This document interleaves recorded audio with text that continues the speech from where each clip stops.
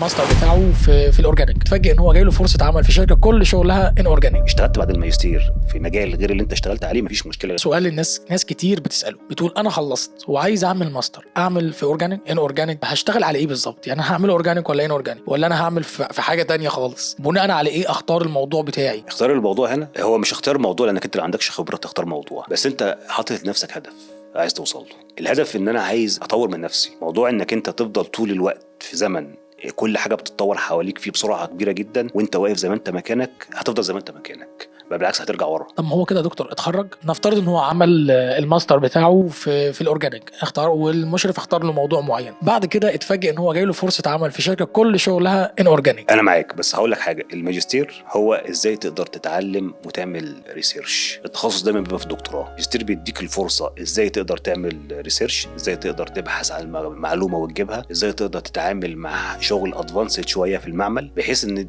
تديك خبرات متراكمه. اشتغلت بعد الماجستير في مجال غير اللي انت اشتغلت عليه، مفيش مشكله، لان الماجستير مش تخصص. التخصص دايما بيبقى في الدكتوراه، فبالتالي انت خدت خبرات كبيره غير خبرات الكليه. اشتغلت في ريسيرش، عملت تفاعلات كيميائيه عن طريق انك انت عملت ديزاين السكيما دي انت اشتغلت عليها. قدرت ازاي تقدر تطلع مركب، ازاي تقدر تعمل له ايدنتيفيكيشن والتعامل معاه بالبروتون النمار والكربون 13 والاي ار والحاجات اللي احنا عارفينها دي كلها. قدرت ازاي حتى تقدر تفصل مركب عن طريق مثلا كريستاليزيشن، عن طريق انك انت تعمل له كولم وتفصله.